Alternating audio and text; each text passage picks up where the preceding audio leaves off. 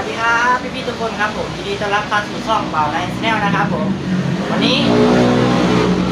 เบาไนท์จะพาพี่ไปทำปลาตุ้งหูอีกแล้วนะครับผมก่อนที่จะไปรับชมนะครับเดี๋ยวจะให้พี่ดูไฮไลท์ก่อนนะครับ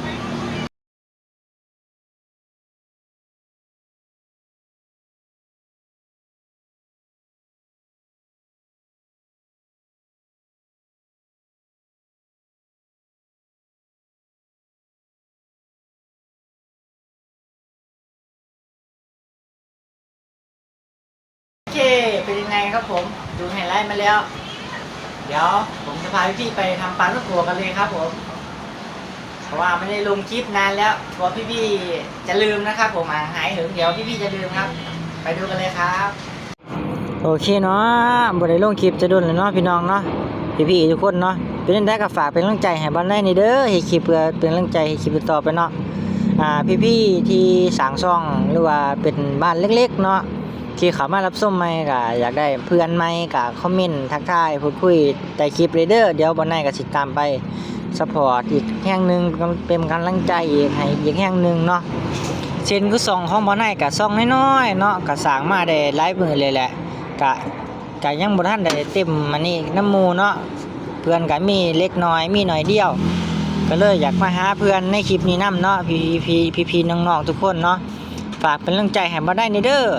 มื้อนี้ก็สิพาทุกคนมาเบิ่งการเฮ็ดปลาตังโกเนาะก็หลายคลิปเลยแหละหลายคนก็อาจสิเคยเห็นแล้วเนาะบ่ได้เฮ็ดเพราะว่าก็เฮ็ดหลายคลิปแล้วแต่ละคลิปก็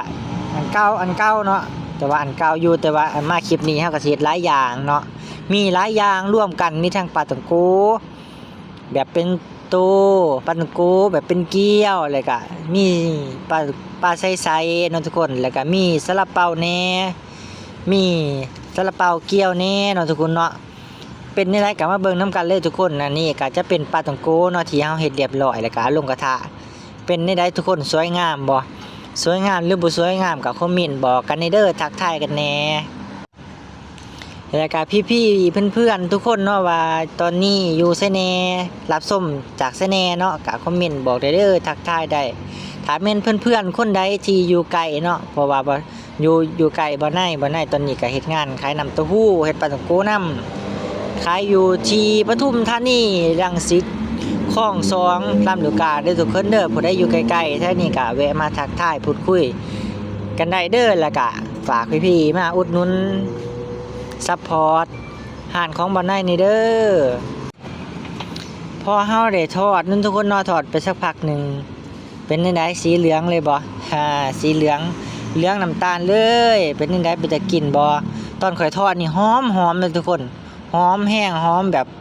คล้ายๆแบบอันนี้ขนมของฝรั่งนี่แหละหอมแบบจะเกิดไปได้บ่ถูกเนาะรสชาติก็แซ่บเลยทุกคนเด้ต้องมาลองเนาะต้องได้มาลองเริ่มด้วยตัวเองเลยทุกคนเด้ออันนี้ก็บ่ได้ก็จะเปลี่ยนมาเฮ็ดเป็นแบบเกี๊ยวเนาะแบบเป็นตู้บ่ได้เฮ็ดไปเรียบร้อยแล้ว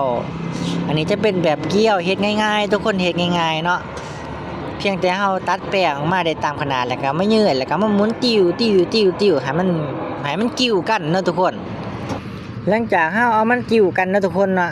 เฮาก็มาใส่น้ำเอาน้ำจอดเนาะทุกคนบ่ได้ใส่กาวเด้อใส่น้ำซื่อๆมาจำในบอนเฮาตัดนั่นแหละคันเฮาบ่น้ำใส่เวลาเฮาถอดมันก็สิแตกมันสิออกจากกันนะทุกคน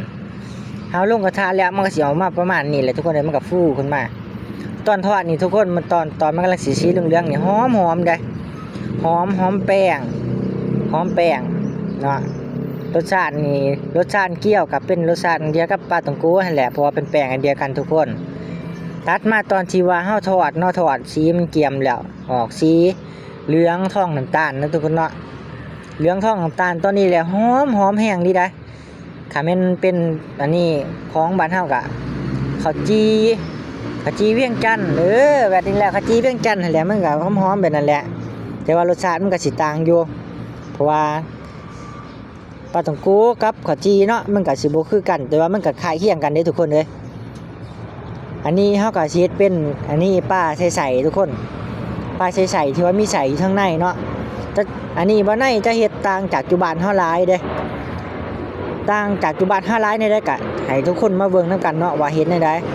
อันนี้บ่ได้จะยืดแป้งออกให้มันสุดเด้อทุกคนเด้อให้มันสุดยังสุดความยืดของแป้งเนาะให้แป้งมันยืดออกสุดแล้วพอให้มันได้ที่แล้วก็บ่ได้ก็สิมาไล่เรียงกันใหม่มาแป้งทรงให้มันงามเด้ให้แป้งทรงให้มันงามแล้วก็ก่อนเฮาสิตัดเฮาก็แทกแล้วก็เจือได้แทกเอามันคักๆได้คันแทกบ่คักนี่มันสิเป็นตัวน้อยตัวใหญ่อะนะถ้ามันเป็นภาษาบ้านเฮาก็ย่างขาบ่ครึ่งกันว่าซั่นซะขาสั้นขายาวนี่จังหวะบ่ได้ตัดก็สิเอามือแทกอะไรทุกคนเอา4นิ้วเนาะซ้ำ4นิ้วมือเฮาแทกแล้วก็ตัดแทกแล้วก็ตัดแทกแล้วก็ตัดเนาะให้มันซ้ำกันเบิดทุกตัวเด้อทุกคนเด้อเวลาเฮาไปขายลูกค้าเขาจะจังบ่ตีเนาะว่ามันตัวน้อยตัวใหญ่บ่แบบนี้นะหลังจากเฮาตัดแล้วเฮาก็สิเอามาลงกระทะทุกคนน้ำมันเฮาก็ร้อนเดือดแบบได้ที่เรียบร้อยเนาะหลังจากเฮาลงปุ๊บแป๊บเดียวมันก็ฟูขึ้นมาบางคนก็สิบอกบ่ได้ว่าโอ้เฮ็ดแป๊บๆมันบ่ฟูบ่ฟูก็ให้มาเบิ่งในคลิปนี้เลยทุกคนเด้แทบสิพลิกบ่ทันเนาะอย่าแต่มันแตกพู้นแหละเบิ่งความฟูของมันแต่ละตัวเนาะแล้วก็สิให้ทุกคนไปเบิ่งตอนที่ว่าบ่ได้ใส่เนาะเมื่อว่ามันต่างจากอยู่บ้านเฮาในใดเนาะตัวนี้ของบ่ได้เฮ็ดนี่บ่ได้จะบ่เน้นแบบว่าแป้งข้างในบ่สุกเด้บางคนเฮ็ดแป้งข้างในบ่สุกแต่ของบ่ได้นี่เฮ็ดสุกข้างในนี่สิบ่มีแป้งแบบนุ่มๆเลยเด้สิเป็นแบบกรอบๆเลยของบ่ได้เฮ็ดนะแต่ว่าก็สิบ่กรอบแบบคือหนังดอกก็สิกรอบแบบกรอบของขนมนั่นแหละเนาะทุกคนหลังจากเฮาทอดสุกเฮาก็สิมาตัดเด้ทุกคนเด้เฮาก็มาตั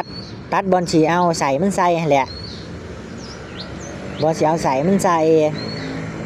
เฮาก็ตัดเนาะทั้งเบิดก็มีอยู่10กว่าโตบ่ได้ทุกคนบ่ได้น้อยๆได้เฮ็ดนะบางมื้อก็ขายบ่ทันเด้ลูกค้ามาซื้อเนาะผู้ละ2โต3โตขายแป๊บเดียวเบิดทุกคนเลยอันนี้เฮาจะใส่เด้อทุกคนใส่นี่บ่ได้คือสิใส่หลายแฮงบีบลงทั้งกดมันทุกคนบีบให้มันเต็มเนาะใส่เต็มเลยเบิ่งเอาเลย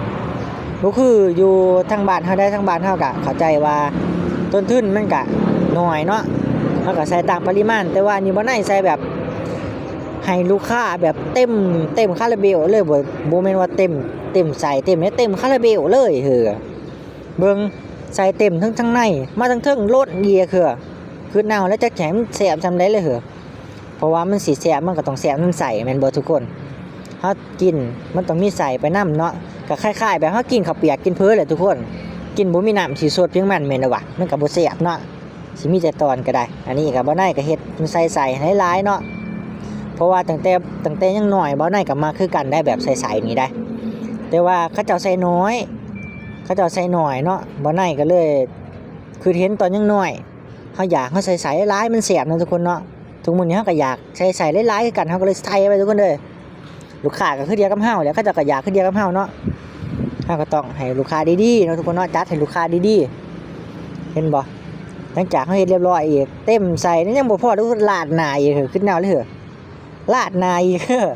เบิ่งให้ทุกคนเบิ่งเนาะของบ่น่าเฮ็ดเป็นจังได๋คักบ่อยากได้หั่นเนาะหลังจากเฮาเฮ็ดใส่เรียบร้อยทุกคนเฮาจะมาเฮ็ดนั่นน่ะซาลาเปาเกี๊ยวได้ป่ะนี่ซาลาเปาเกี๊ยวนี่จะเป็นแป้งหวานเด้แป้งหวานตากแตงต่างจากกับปลาตุ่มโกแตกต่างจากปลาตุ่มโกรสชาติได้ทุกคนเด้รสชาติแน่แล้วก็สีสันเนาะสีสันภายนอกคือประกอบมีง่านำได้ทุกคนเด้